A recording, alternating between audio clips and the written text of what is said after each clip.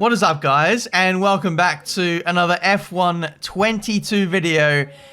I think by unpopular demand, I'm going to be covering the Supercars in F1 Life. So this part of the game has piqued my interest, and I just want to see how it works. So F1 Life, the Supercars, your home, etc. is what you see when you boot up into the game, and you'll see it when you go into another person's lobby. You'll see their house and their collection of supercars. The way that you unlock the supercars is just by playing the game, by doing miles in particular series, and it's fairly easy to do. But today we're going to explore the Pirelli Hot Lap Challenge and see what that's about.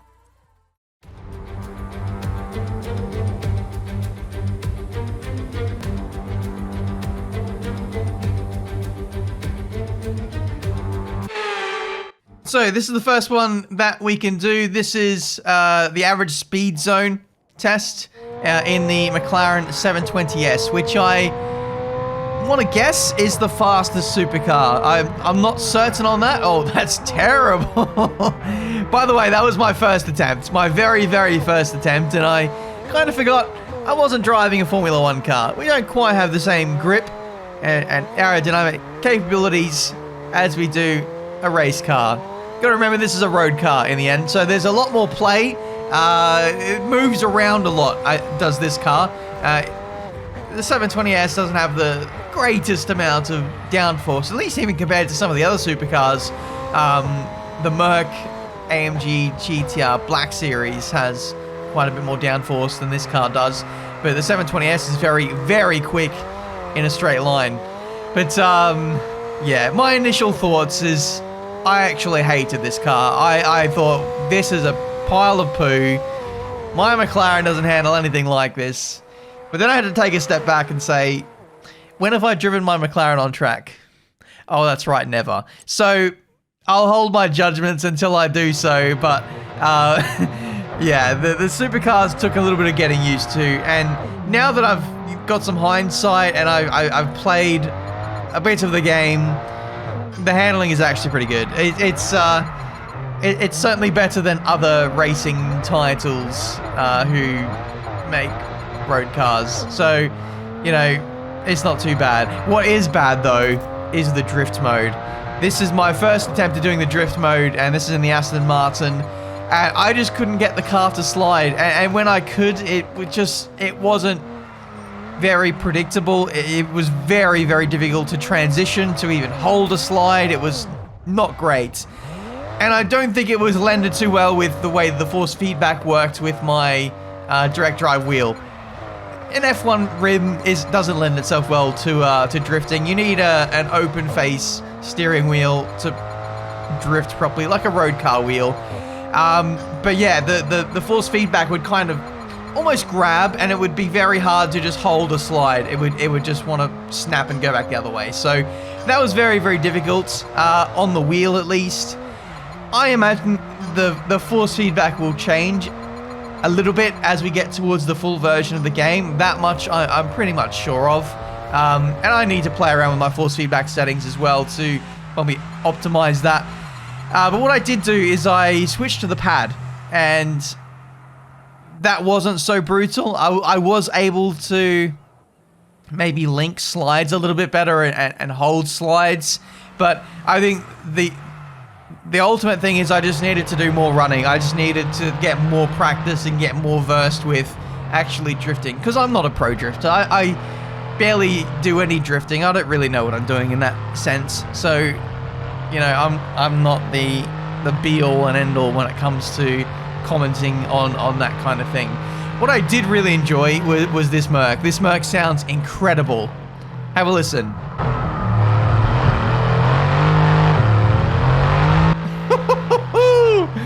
Big old Drifto boy on the exit of that corner as well, and a brief little look at the new Australia circuit changes, which was really nice. Graphics in the rain look very, very good. Very happy with that. So, yeah, once you get a feel for these cars and kind of recalibrate your brain and what the cars are actually capable of, then it becomes a lot more enjoyable. If you jump straight into this Pirelli Hot Lap thing, trying to drive it like an F1 car, it's just not going to work. Anyway, we move on to Miami in the Autocross mode, and this is basically just an obstacle course, really.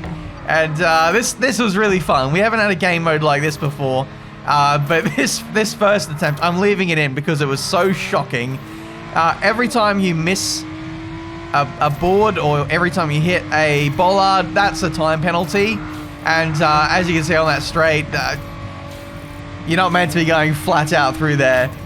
In the end, I think we finished over a minute behind the target, which was a 118 for gold. So 90 seconds worth of gates missed in penalties was not the one. Anyway, this is our second attempt. We decided to go again, and this time I thought I'd just be a bit more chill about it. I would be disciplined. I know what to expect now, and we're gonna not hit any gates. Also have a listen to this engine sound.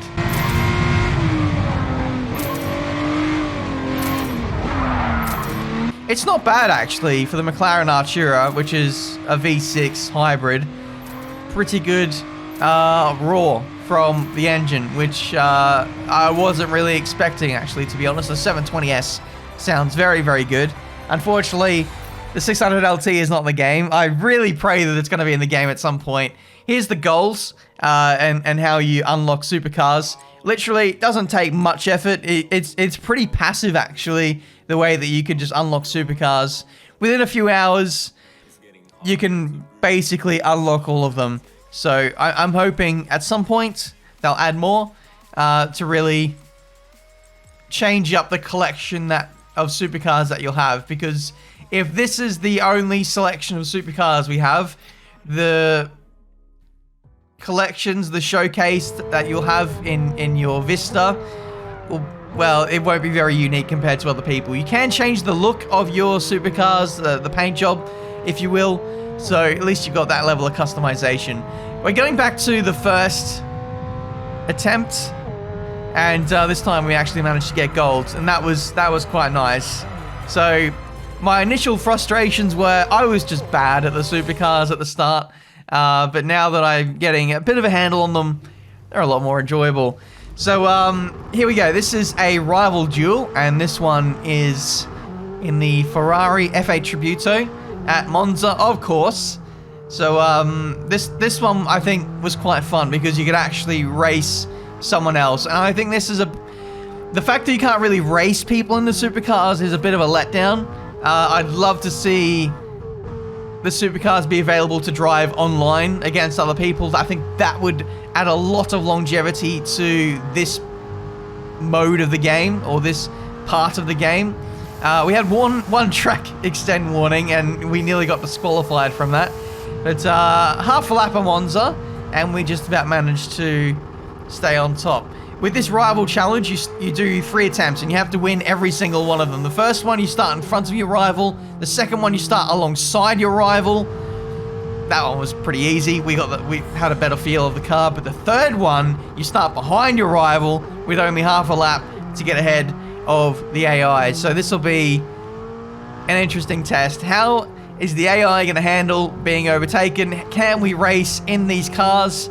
I'm going to say yes, because not much downforce, not much dirty air, and you can see we're all over this guy as we go through Lesmo 1. Can we get up the inside into Lesmo 2? He's leaving the door open, and that is job done. We go now a little bit deep. He might be able to get the switch back on us. We get on the power nice and well, actually, compared to that. We're switching into third-person view because I'm getting a little bit cocky, and well, what do you know? It's all gone poo, and we throw it away. Good. Amazing. Really happy I did that. We were just completely thrown away that attempt and got ourselves a silver. Note to self, don't get overconfident. I think that's the lesson to take out of this video. But anyway, for the end of this video, I was in my villa and I noticed a familiar face. That was Casper Ackerman from F1 2021's Breaking Point. He's an Easter egg in the game, and I thought I'd check out his house to see what he's got. So he's quite loaded, as you'd expect from retired Formula One driver. He's got a Mercedes AMG GT Black Series. He had an Aston Martin in there somewhere. 720S. He's also got a McLaren Artura. And, you know, the decor is quite nice. I like the yellow lounge and the gold accents. Ferrari Roma.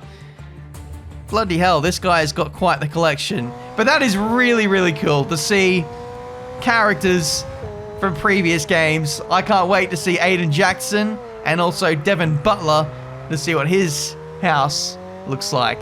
Thank you guys so much for watching. That's the Supercars. Subscribe for more F1 22 gameplay coming very soon. But until then, it's goodbye.